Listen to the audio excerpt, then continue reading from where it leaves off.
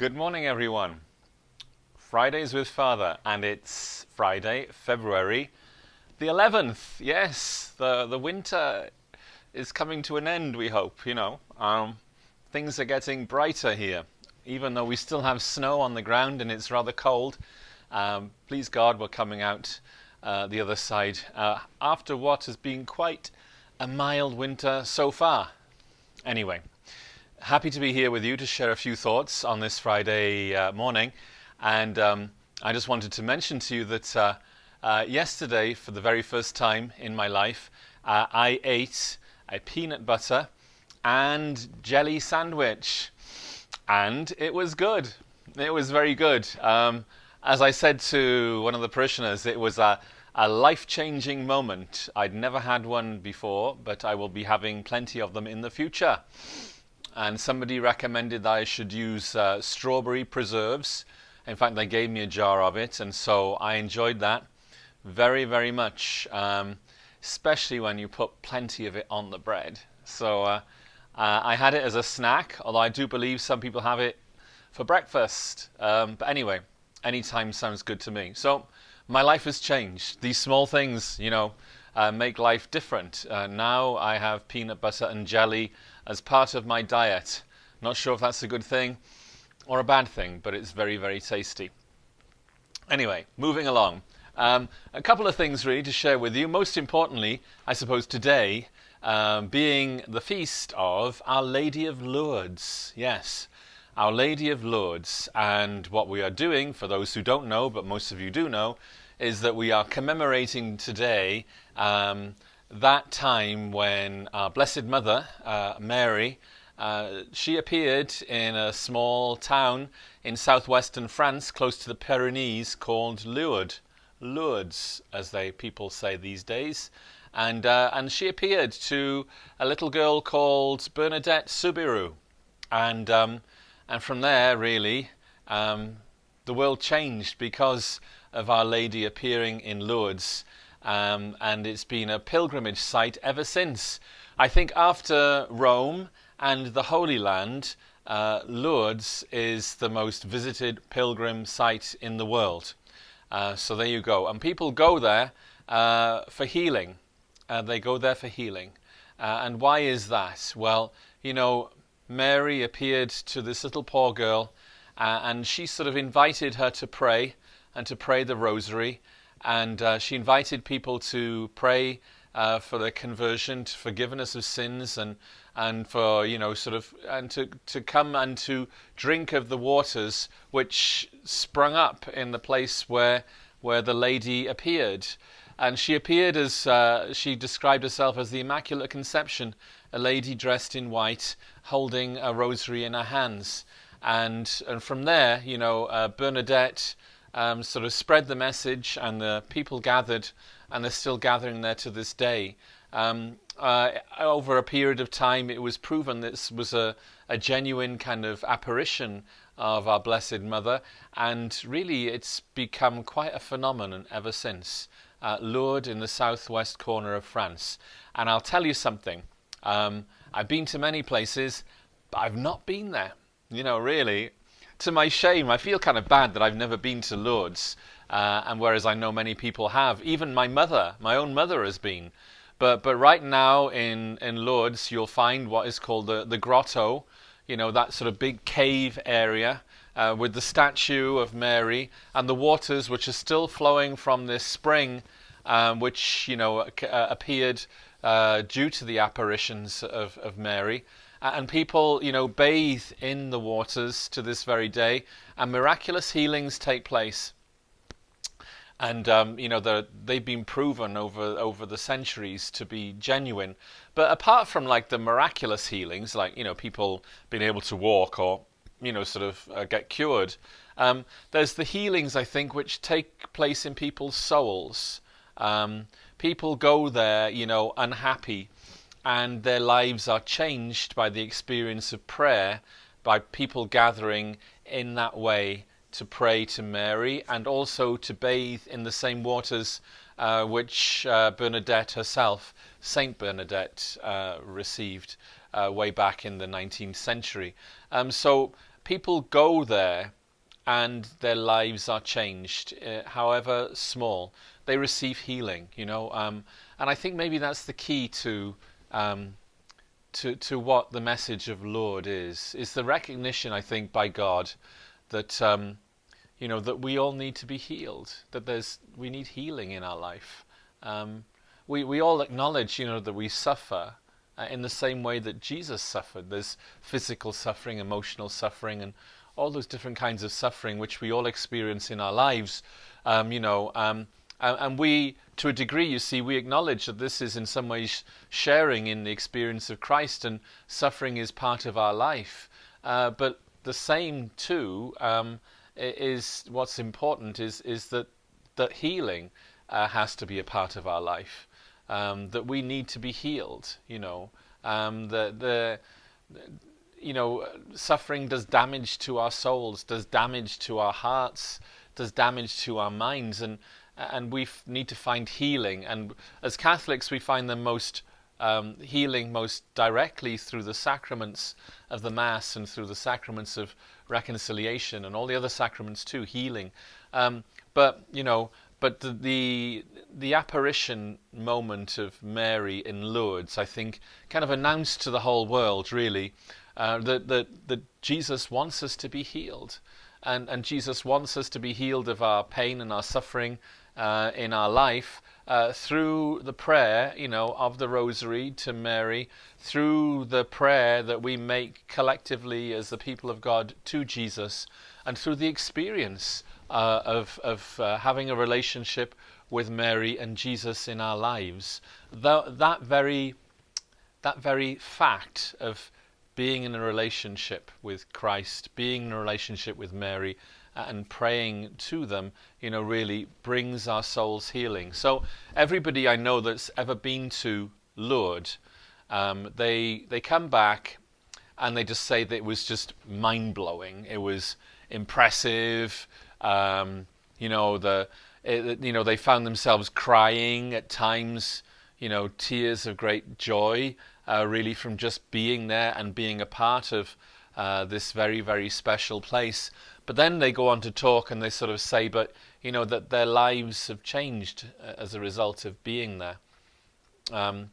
My mother talks about, going into the baths and it was just like, they lower you into the water and it takes your breath away, and, you go in, and you come out and how you're dry. You don't really need to dry yourself. It's just the experience is overwhelming. And I remember my mother sort of saying, coming out from the baths and meeting up with her sister-in-law who'd just gone through the same experience, and they just looked at each other and they both burst into tears. Such was the experience of that healing moment in the waters of Lourdes.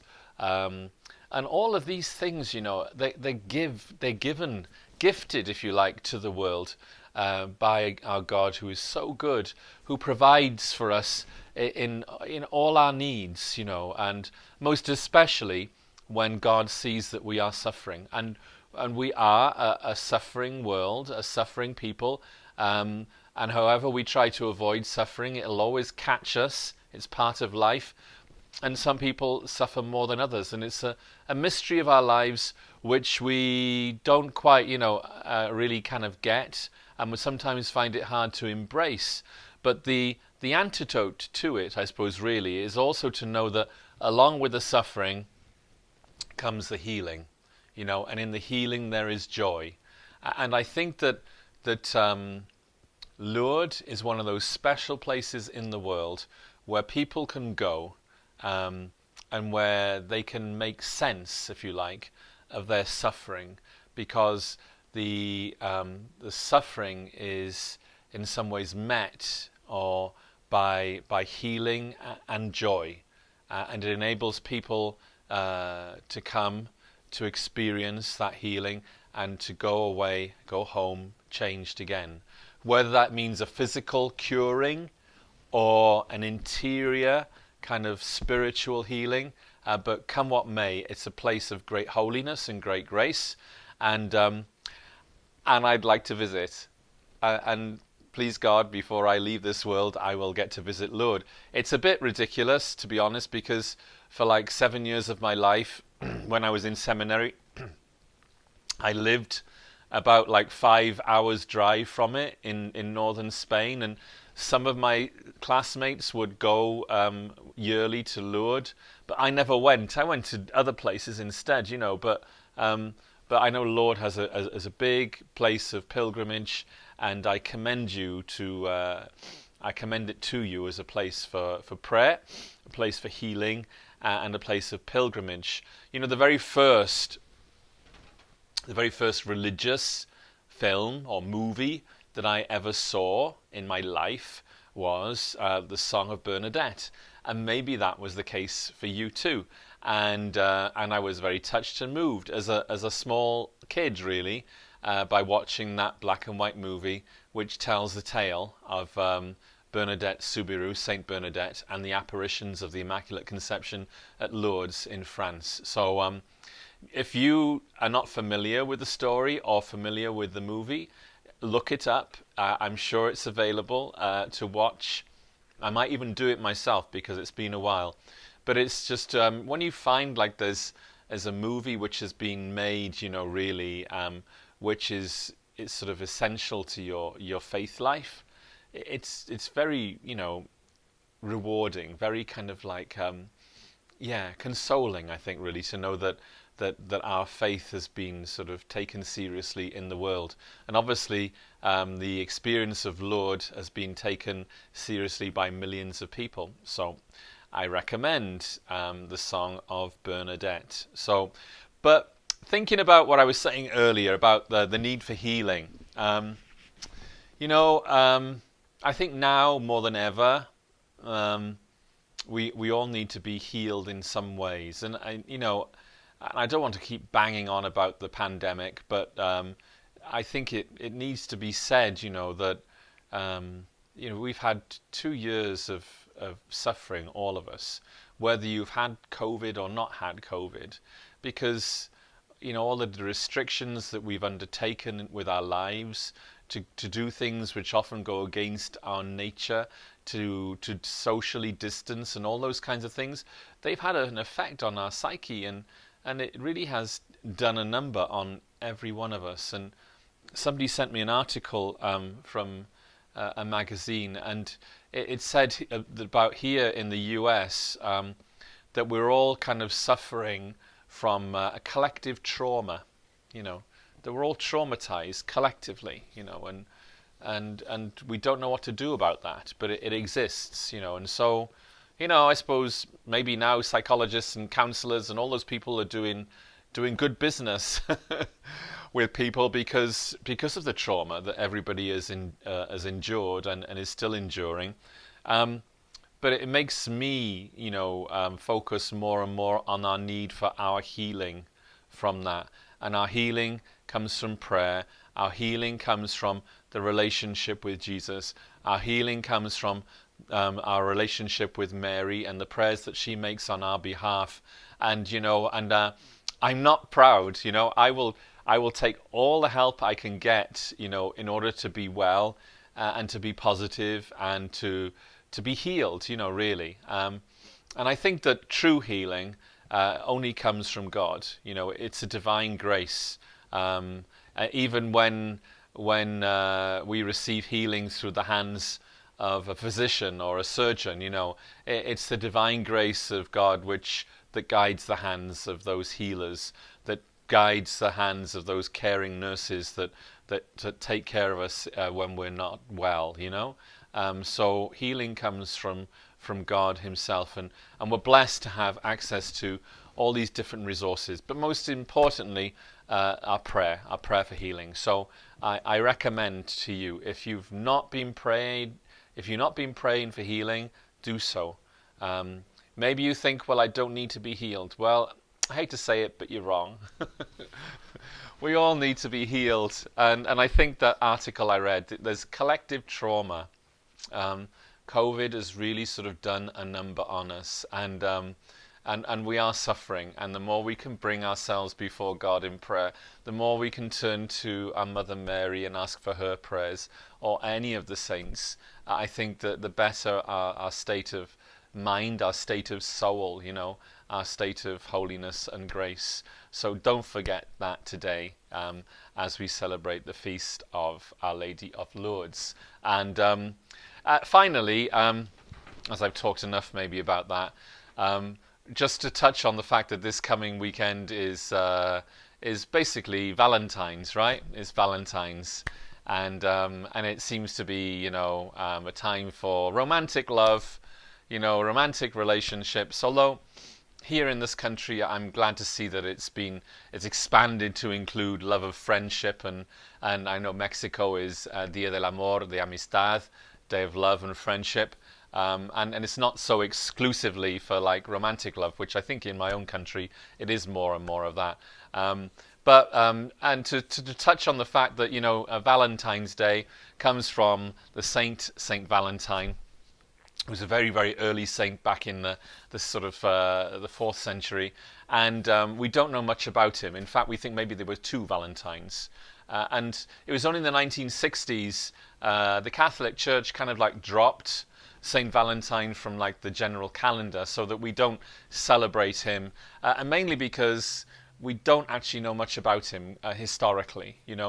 That he existed, it's true, because relics of him do exist, but we're not really sure if it was 1 person or 2 persons, and the whole idea of the connection with Valentine to romantic love or that kind of thing, I think it's kind of a pagan thing, or maybe a natural thing. I think generally in the middle of February, that's when birds kind of like pair up. That's when they mate. And so I think around St. Valentine's Day, really is when mating happens between birds. And I think they've connected Valentine with the birds, and that's an origin that goes back to the medieval times, Middle Ages, really. And I think that's the origin of what we're celebrating when we give people chocolates and red roses and all those kind of like hearty things, which are flooding our stores and our consciousness around these days. But I think anything that promotes love is good, right? So, if I get access to some Valentine's chocolate these coming days on the 14th of February, I'll be happy to indulge. Again, it's that need that we have in our life for love, to be loved and to love. And the source of that love can only be Jesus.